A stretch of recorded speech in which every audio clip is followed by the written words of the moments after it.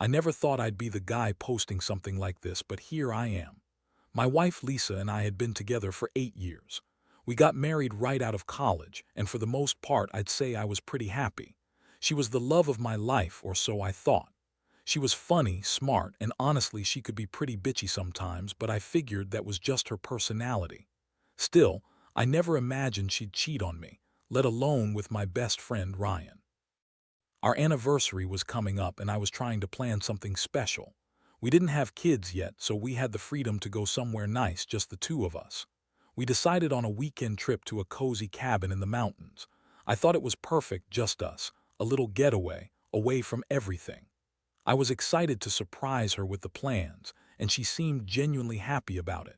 She even made a comment about how she deserved a break from her stressful job. Little did I know, that was about to be the last good thing I'd feel for a long time. Leading up to the trip, Lisa had been acting a little weird. She was more irritable than usual, snapping at small things, and she canceled dinner plans with her friends twice because she said she was too tired. I brushed it off, thinking maybe she was stressed or just needed some rest, but I started noticing little things that didn't add up. Her phone seemed glued to her hand more than usual, and she was secretive about her texts. I'd catch her deleting messages quickly or flipping her phone away when I entered the room. I didn't want to jump to conclusions, but I felt a nagging suspicion growing. The night before we left, I decided to do something I probably shouldn't have. I was sitting on the couch, waiting for her to get ready, and I noticed her phone lying face down on the coffee table. It was unusual because she usually kept it on silent but visible. I couldn't help myself. I picked it up and unlocked it. I figured, what's the worst that could happen? Maybe I'd see something innocent. But what I saw was anything but innocent. There were messages, dozens of messages between her and Ryan. I don't mean casual texting, I mean flirty, suggestive stuff about meeting up, about her being lonely, about how much she wanted to see him, and even explicit talk about sex. It was like a punch in the gut. The words were intimate, heated. She was lying to my face about being with her sister when she knew damn well she was messaging Ryan behind my back. I felt my stomach tighten and my heart started pounding. I sat there, frozen, staring at the screen. It was like my whole world shifted in that moment. I didn't even want to believe it at first. I kept thinking, maybe I misread something, maybe it was just harmless banter. But then I saw the timestamps right around the time we were supposed to be packing for the trip. She had been sneaking around, lying through her teeth, and I never saw it coming. I didn't know whether to scream, cry, or just get up and leave. All I knew was that I needed to confront her. So I waited until she went to the bathroom. Then I grabbed her phone and kept it with me. I didn't want her to find out I'd seen everything yet. I wanted to be calm, prepared, but inside I was a mess. The feeling of betrayal was so intense I thought I might vomit. How could she do this? How could she lie so blatantly? I never thought Lisa was the type to cheat. She always acted like she loved me. But now I saw her for what she really was. A liar, a cheat, a woman who had been betraying me for who knows how long. I remember sitting on the edge of the bed, staring at her phone, feeling like I was drowning in a mix of shock and heartbreak. I kept asking myself, did I miss the signs? Was I blind? How long had this been going on? The anger and sadness started swirling together, and I realized I couldn't just brush this off. I had to face her, confront her about everything. But I also knew that the moment I did, nothing would ever be the same again. That night I stayed up, my mind racing, trying to figure out what I was going to do next. I didn't sleep. I just sat there, clutching her phone, feeling like I was holding on to the last piece of my trust in her. Because honestly, I didn't know if I'd ever trust her again after what I discovered. Would she deny everything? Would she lie her way out of this? I didn't know.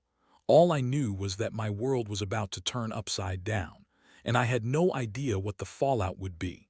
The next morning, I woke up with a pounding head and a stomach full of knots.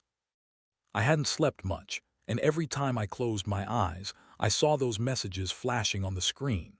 I kept thinking about how Lisa had lied to me about everything, about where she'd been, who she'd been with, and even how she'd been acting so innocent, so sweet, all while she was texting Ryan about sex and secret meetups. It was like a knife twisting in my gut every time I remembered her face, her smile, the way she'd looked at me like I was the only person in the world. I decided I couldn't keep this bottled up. I needed to confront her. I waited until she was in the bathroom, brushing her teeth, still oblivious to what I knew. I took a deep breath, grabbed her phone, and headed to the living room. I was trembling. Part of me wanted to just scream at her, part of me wanted to run, and part of me just wanted to break down. But I knew I had to do this face to face. When she came out of the bathroom, I was sitting on the couch, her phone in my hand. She looked surprised, then defensive. "What are you doing?" she snapped, trying to grab for her phone. I held it out of her reach and looked her straight in the eyes. "I know what you've been doing, Lisa. I saw the messages, the ones between you and Ryan. How long has this been going on?" Her face went from surprise to anger in a second. "You have no right to go through my stuff," she spat. "You're crazy, honestly, you're paranoid. It's just some stupid flirtation, that's all. You're overreacting." Her voice was sharp, her eyes cold. I felt like I'd been punched in the stomach. How could she lie so easily? How could she just deny everything? Even after I saw it with my own eyes. I didn't yell, I just asked, "How long? Did you really think I wouldn't find out? Did you think I'd never see those messages? Or were you just hoping I'd never look?" Her face flickered with a mix of defiance and disdain. "It's none of your business. You're just jealous or maybe insecure, I don't know. Ryan is a friend, we're just talking. It doesn't mean anything." That's when I felt the anger boiling over. I said, "It's not just talking. I saw what you wrote about wanting to see him, about sex. How could you do this to me? After everything we've been through, after all this time I thought we had." She rolled her eyes and scoffed. "Oh, please, you're making a big deal out of nothing. You're so insecure. I didn't cheat on you, I swear. I was just bored and Ryan's easy to talk to. It doesn't mean I want him or that I've been unfaithful." I wanted to believe her. I really did. But the truth was staring me in the face, and I knew deep down that her words were just more lies. The betrayal cut so deep that I didn't even know what to feel anymore. Was I angry, hurt, disgusted, all of it all at once? I looked at her and I saw the same woman I'd loved for years, but also someone I didn't recognize, someone capable of this kind of deception. I told her, "You lied to me about everything, about where you were, about who you were with. And you're still lying now. I don't know what to believe anymore. I don't know if I can stay with someone who thinks it's okay to cheat on me with my best friend. I need some time to think." She snorted. "You're overreacting. This is just a little flirtation. It's not like I slept with him. God, you're so dramatic. You're just jealous because I'm prettier than his wife and more fun to be around. If you can't handle me having friends, then maybe you're the one with problems." That was the moment I realized how much she thought she could just brush everything off. How she believed she was untouchable, like she could cheat and lie without consequences. That realization stung more than anything, because I used to think she was my partner, my equal, someone I could trust. But now I saw her for what she truly was, someone selfish, manipulative, and willing to throw away everything for a little excitement. I grabbed my keys, told her I'd be back later, and left the apartment. I didn't want to scream at her or break things. I just needed space. I needed to breathe and figure out what the hell I was supposed to do. I drove around for a while, trying to keep my emotions in check, but it was impossible. Every song on the radio, every passing street sign reminded me of what I'd lost. I kept asking myself if I could forgive her, if I even should. Was this something I could come back from, or was it the end of us? Honestly, I didn't have an answer yet. All I knew was that my world had been shattered and I was trying to piece it back together, or maybe just figure out how to walk away. I spent the next few hours in a fog, driving around aimlessly, trying to make sense of everything. The anger was still there, but underneath it, there was this deep, aching sadness I couldn't shake. I kept replaying that moment in my head, finding those messages, seeing the words she'd written about Ryan, the intimacy, the sex talk. It was like each time I thought about it, it stabbed me all over again. I kept asking myself how I missed the signs, how I failed to see that she was capable of this. I'd always thought we were solid, that she was committed to me. Turns out I was just fooling myself. After a while, I headed back home. I knew I couldn't just ignore her forever, especially not now. I forced myself to go back to our apartment to face her again. When I walked in, she was sitting on the couch, arms crossed, looking annoyed, like she'd been waiting for me. Her face was a perfect mask of insincerity. I didn't say anything at first, just looked at her, trying to gauge what she was thinking. "Look," I finally said, voice hoarse. "I don't know what to believe anymore. You lied about everything, Lisa. I saw those messages. You're telling me nothing happened, but I don't buy it. How can I trust you after this? How do we move forward from this?" She scoffed again, rolling her eyes. "You're overreacting as usual. It's just some stupid messages. I told you Ryan's just a friend. We're not having sex or anything. I don't see what the big deal is. You're making a mountain out of a molehill." That's when I snapped. I lost it. I told her that her so-called friendship with Ryan was more than just talking, that I'd seen enough to know there was something real going on. I told her she was selfish and dishonest, that she'd been lying to my face for who knows how long. And I told her I didn't think I could stay with someone who thought cheating was okay, even if she hadn't technically slept with him.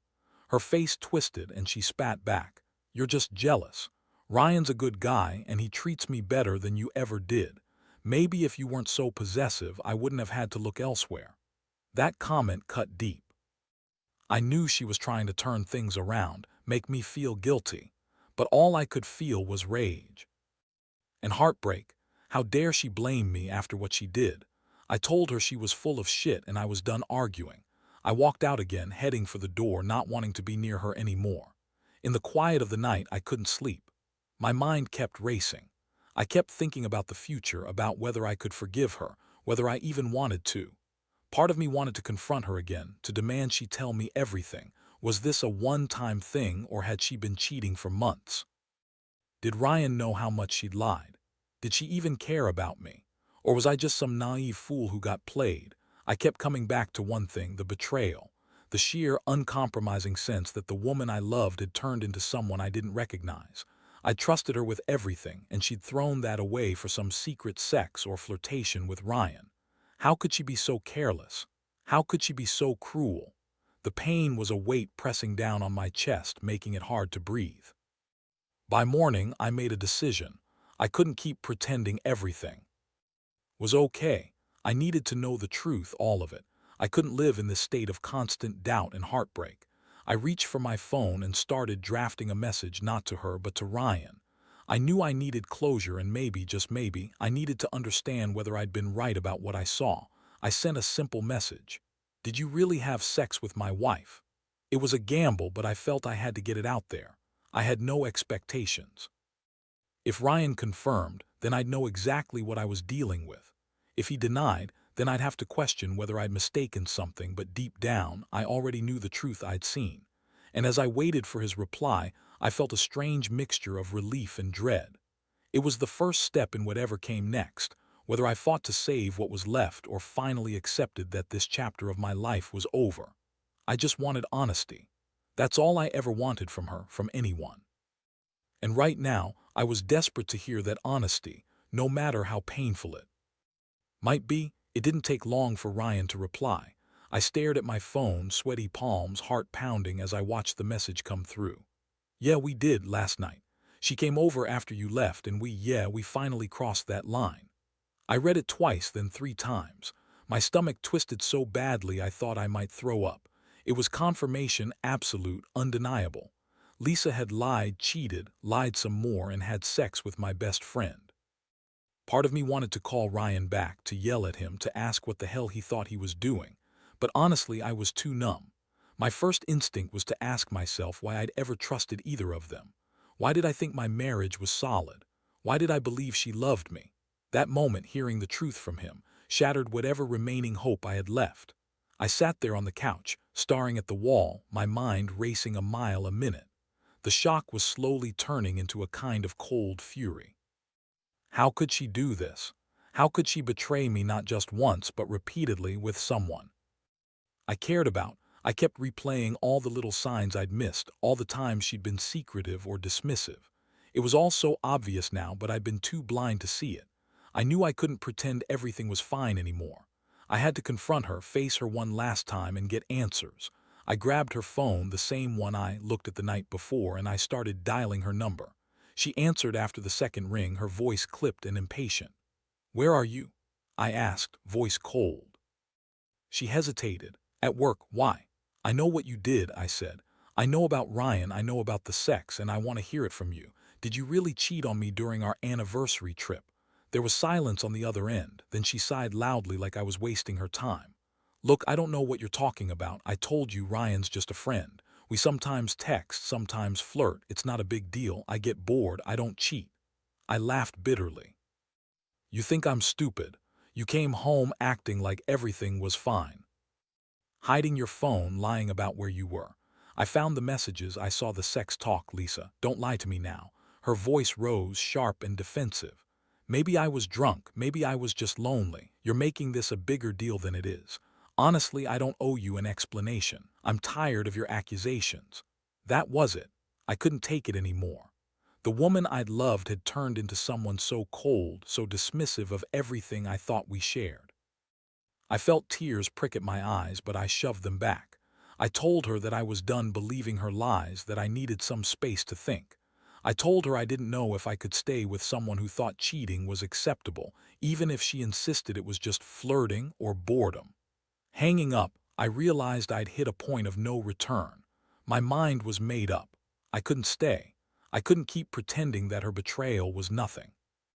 She'd broken something inside me, the trust, the love, the sense that I knew who she was. And I knew I had to get out at least for now. I packed a bag with a few essentials, trying to hold back tears, and left the apartment. The house that once felt like home now felt like a prison. I drove aimlessly for hours, trying to process everything. Every mile away from her felt like a mile closer to freedom, but also more pain. I felt like I was losing a part of myself, or maybe I'd already lost it. I'd always believed in love, in loyalty, in commitment. But that belief had been shattered into 1,000 pieces. The worst part, I kept asking myself if I could ever forgive her, or if I even wanted to. Because right now, all I felt was hurt, anger, and the hollow ache of betrayal. How do you come back from something like that? How do you rebuild when the person you trusted most in the world turns out to be a liar and a traitor? I didn't have answers. I just knew I needed time. Time to heal or time to walk away.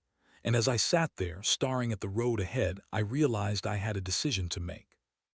Either I fight to save what's left of us, or I let her go and face the brutal truth that I'd been completely blind, and now I had to pick up the pieces of my shattered life. Either way, I knew one thing: nothing would be the same again. The days that followed were some of the hardest I've ever faced. I didn't sleep much, couldn't eat, and found myself going over everything repeatedly. Every memory of us, every moment I thought was perfect, now felt tainted by her lies. I kept asking myself how I missed the signs, how I ever believed she loved me.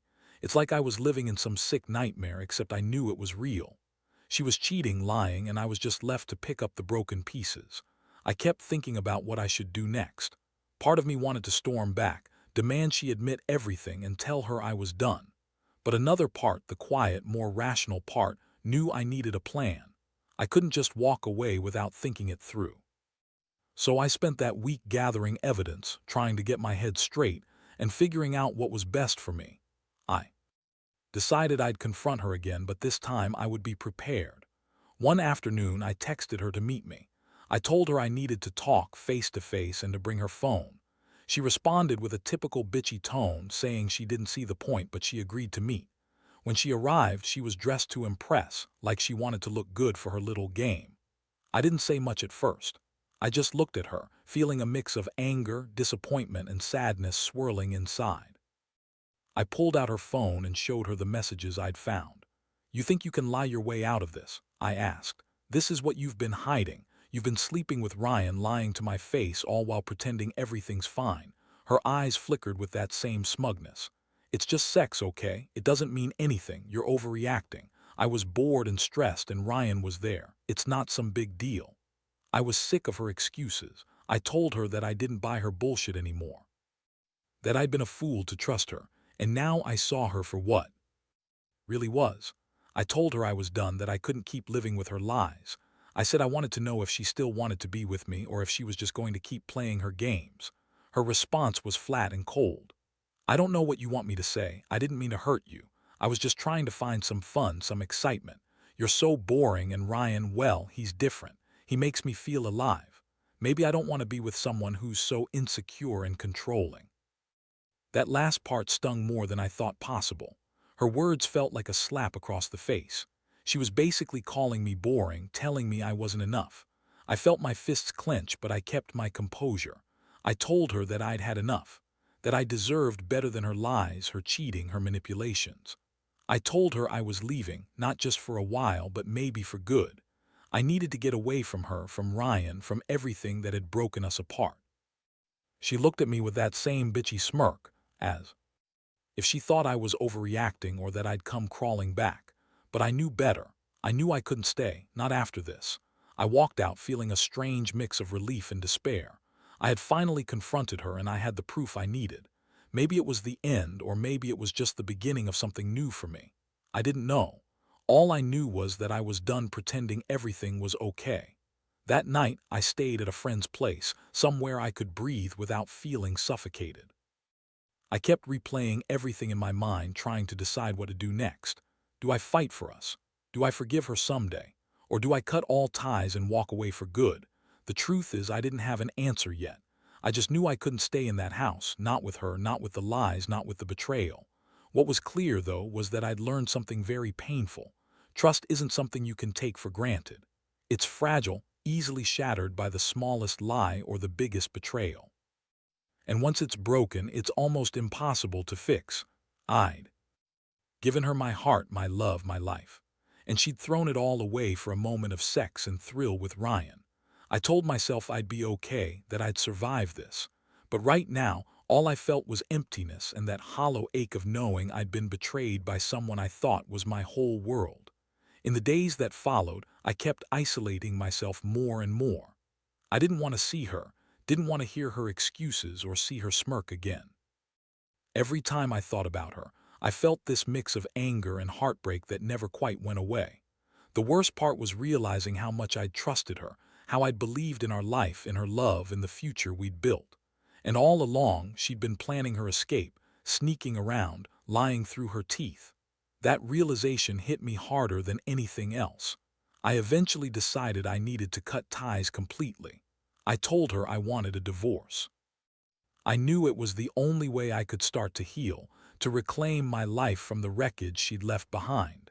She fought me on it at first, throwing tantrums, calling me possessive, saying I was overreacting, but I wasn't having any of it. I saw her true colors, and I knew I deserved better.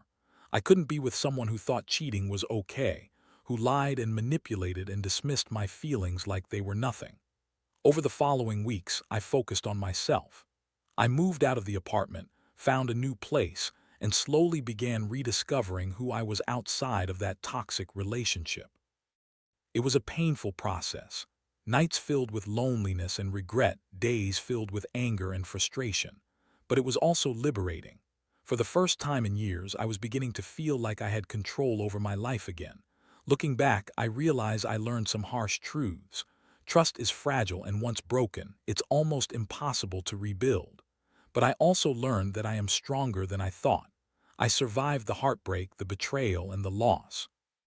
I came out the other side recognizing my worth and understanding that no one, no matter how much I love them, is worth sacrificing my peace and dignity.